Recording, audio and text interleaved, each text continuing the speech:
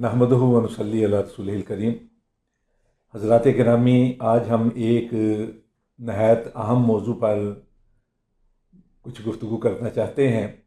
بظاہر وہ عام سی بات ہے اور لوگ سمجھتے ہیں کہ شاید ہم اس کے بارے میں جانتے ہیں، لیکن اس میں ایک باریک سا نقطہ ہے جس کی طرف عام لوگ کیا خاص کی توجہ بھی نہیں جاتی۔ مثلا یہ ماہ مبارک رمضان کریم جو ہم پر صائفگن ہے، اس کے آخر میں عید الفطر سے پہلے جو صدقہ دیا جاتا ہے، جسے حدیث کی کتابوں میں زکوٰۃ الفطر کہا جاتا ہے، صدقۃ الفطر کہا جاتا ہے، اور عرف عام میں اسے فطرانہ کہا جاتا ہے، لوگ دیتے ہیں۔ اور اس کے بارے میں یہ بھی جانتے ہیں کہ رسول پاک صلی اللہ علیہ وسلم نے ارشاد فرمایا تھا کہ ہر شخص پر صدقۃ الفطر جو ہے، زکوٰۃ الفطر جو ہے، وہ فرض ہے، واجب ہے، اور ہر شخص نے دینی ہے، خواہ وہ آزاد ہو، خواہ وہ غلام ہو، مرد ہو یا عورت ہو، بوڑھا ہو یا بچہ ہو، حتیٰ کہ اگر کوئی بچہ نماز عید سے پہلے پیدا ہو جائے تو اس کے والدین پر لازم ہے کہ وہ اس کی طرف سے بھی فطرانہ ادا کریں گے۔ اور یہ بھی رسول اکرم صلی اللہ علیہ وسلم نے ارشاد فرمایا ہے کہ اگر کوئی شخص عید الفطر سے پہلے ادا کرے گا تو یہ فطرانہ ہوگا، صدقۃ الفطر یا زکوٰۃ الفطر ہوگی، ورنہ عید کے بعد دیا ہوا فطرانہ نہیں ہوگا، صدقۃ الفطر یا زکوٰۃ الفطر نہیں ہوگی، بلکہ وہ عام صدقات کی طرح کا ایک صدقہ ہوگا۔ یہ لوگ جانتے ہیں، اور یہ بھی جانتے ہیں کہ رسول اکرم صلی اللہ علیہ وسلم نے ارشاد فرمایا تھا کہ زکوٰۃ الفطر طہرۃ للصائم من اللغو والرفث وطعمۃ للمساکین، کہ فطرانہ جو ہے یہ در حقیقت جو روزہ دار ہوتے ہیں ان کے بتقاضۂ بشریت اگر کوئی غلطی کوتاہی ان سے ہو گئی ہے، گفتگو کے اندر کوئی بے احتیاطی ہو گئی ہے، کوئی غلط کلمہ ان کے منہ سے نکل گیا ہے، کسی کے حوالے سے کوئی گالی گلوچ کا لفظ نکل گیا ہے، یا کوئی ویسے لغو بات اس کے منہ سے نکل گئی ہے، تو ایسی چھوٹی چھوٹی باتوں سے بھی پاک کرنے کے لیے اللہ رب العزت نے یہ رکھا ہے۔ جہاں روزہ دار کے لیے یہ پاکیزگی کا سامان ہے، پاکی کا باعث ہے، وہیں مساکین کے لیے کھانے کا باعث ہے۔ اور اس کا عرف عام میں فلسفہ یہ ہے کہ عید کی خوشیوں میں سبھی شریک ہو جائیں۔ جو امیر ہیں وہ تو شریک ہوں گے، لیکن امیروں پر لازم ہے کہ وہ اپنے ارد گرد نظر رکھتے ہوئے غریبوں کے لیے بھی خوشی کا سامان فراہم کریں، ان کے کھانے پینے کے لیے۔ یہ طعمۃ کا مطلب ہے کہ کھانا ہے مساکین کے لیے۔ اور ایک بات اور بھی میں عرض کر دوں کہ اصلاً جو ہے وہ ہوتا ہے فطرانہ کھانے والی چیزوں میں سے، لیکن عرف عام میں یا ہمارے ہاں تقریباً اس پہ اجماع ہو چکا ہے کہ آپ جو غذا ہے، جو جنس ہے، اس میں سے جو کھانے کی چیزیں ہیں اس میں سے آپ جو فرض ہے، مثلا 2.5 کلو ہے ہم پر یا 2.25 سیر ہے، وہ غلے کی جگہ آپ قیمت بھی دے سکتے ہیں۔ اور قیمت کا سب سے پہلے رواج حضرت عمر بن عبدالعزیز رحمۃ اللہ علیہ نے انہوں نے آغاز کیا تھا، بعد میں تمام مکاتب فکر نے اس کو قبول کر لیا، اگرچہ بعض لوگ اس کے اوپر سختی کرتے ہیں۔ وہ کہتے ہیں کہ چونکہ رسول اکرم صلی اللہ علیہ وسلم اور صحابہ کرام کے دور کے اندر غذا ہی دی جاتی تھی، خوراک جو کھایا جاتا تھا اس کی اجناس ہی دی جاتی تھی، اس لیے وہ ہی دینی چاہیے۔ ان کی نیت بھی ٹھیک ہے، لیکن تقریباً اجتہادی طور پر یہ اجماع بھی ہو چکا ہے عرف عام میں کہ اس کی نقدی بھی دی جا سکے، لیکن ہم اس کی طرف توجہ نہیں کرنا چاہتے، نہ اس اختلاف اجتہاد جو ہے اس کے طرف آپ کی توجہ دلانا چاہتے ہیں۔ ہم یہ عرض کرنا چاہتے ہیں کہ اکثر یہ ہوتا ہے کہ لوگ پوچھتے ہیں اگر مولوی صاحب بتائیں جی اس سال کیا ہے جو ہے فطرانے کی اپنا مقدار کیا مقرر کی گئی ہے۔ اگر مقدار ہو اجناس میں سے تو اس پہ تو کسی قسم کا کوئی شک ہے ہی نہیں، نہ کوئی اختلاف ہے، نہ پوچھنے کا، سوال پوچھنے کا کوئی موقع ہے، نہ سوال پوچھنا چاہیے۔ وہ تو ہے کہ 1 سا، اور 1 سا جو ہے مدنی وہ ہمارے موجودہ دور کے مطابق 2.5 کلو بنتا ہے تقریباً، یا 2.25 سیر بنتا ہے۔ یہ اصل میں پوچھتے ہیں لوگ اس کی قیمت کے بارے میں، نقدی کے حوالے سے پوچھتے ہیں۔ اور مزے کی بات یہ ہے کہ مولوی صاحب سے پوچھ لیتے ہیں، مولوی صاحب بیچارے اپنے حالات کے مطابق جو وہ کھا رہے ہوتے ہیں اس کے مطابق قیمت بتا دیتے ہیں، اور وہ امیر لوگ جو ہیں جن کی بود و باش جو ہے کہیں زیادہ بلند ہوتی ہے، وہ بھی وہی نقدی یا وہی قیمت ادا کرتے ہیں جو ایک غریب آدمی یا ایک غریب مولوی ادا کرتا ہے۔ اب حکم کیا ہے شریعت مطہرہ کے اندر؟ رسول اکرم صلی اللہ علیہ وسلم نے فرمایا کہ جو تم کھاتے ہو اس میں سے 1 سا یعنی 2.5 کلو جو ہے وہ فطرانے کے طور پر ادا کرو گے۔ اور صحابہ کرام رضوان اللہ علیہ مجمعین کہتے ہیں کہ ہم رسول اکرم صلی اللہ علیہ وسلم کے دور کے اندر 1 سا جو ہے اس چیز سے دیا کرتے جو ہم کھایا کرتے تھے۔ اور کھاتے کیا تھے؟ کہتے یا ہم کھجوریں کھایا کرتے تھے، یا ہم جو کھایا کرتے تھے، یا ہم منقع کھایا کرتے تھے، یا ہم پنیر کھایا کرتے تھے۔ یہ 4 چیزیں انہوں نے بیان کی ہیں۔ اب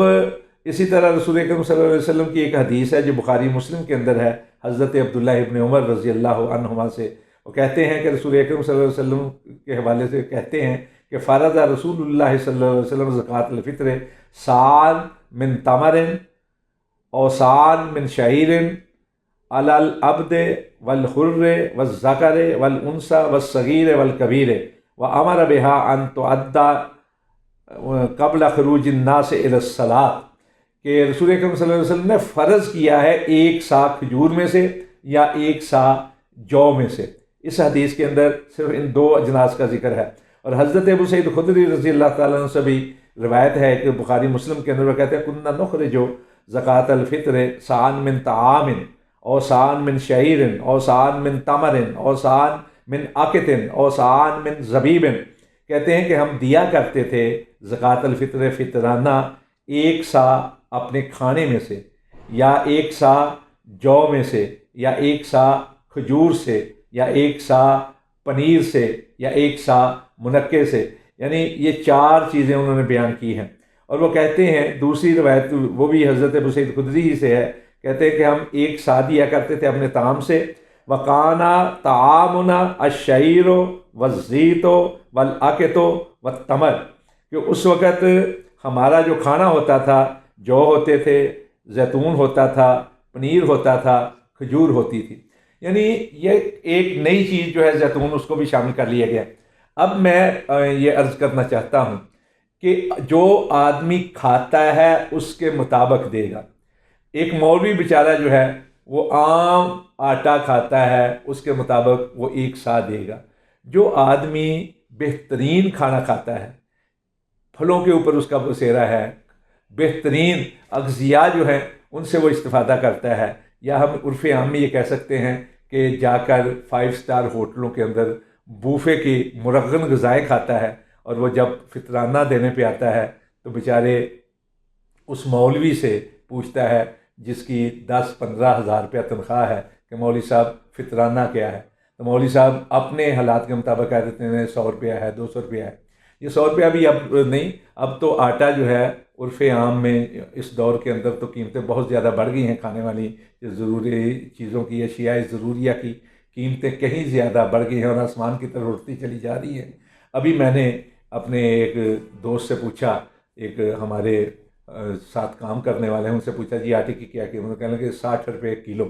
اب اس لحاظ سے آپ لگائیں 60 اور 60 120 اور 30، یعنی 150 روپیہ بنتا ہے عام آٹے کا۔ جو بہترین آٹا کھاتا ہے وہ اپنی قیمت ہے، اور جو چاول کھاتے ہیں، چاول کی اب قیمت جو ہے 180 اور 200 کے قریب جا پہنچی ہے۔ اس لحاظ سے ان کے اوپر 450 یا 500 روپیہ جو ہے 180 کے حوالے سے 360، اور 360 کے اندر پھر آپ جو ہے 80 روپے شامل کریں تو یہ بنتے ہیں تقریباً 350 کے قریب، 430 کے قریب بنتے ہیں یا 500 کے قریب بنتے ہیں۔ اب یہ لیکن حدیث کے اندر زیتون کا بھی ذکر ہے،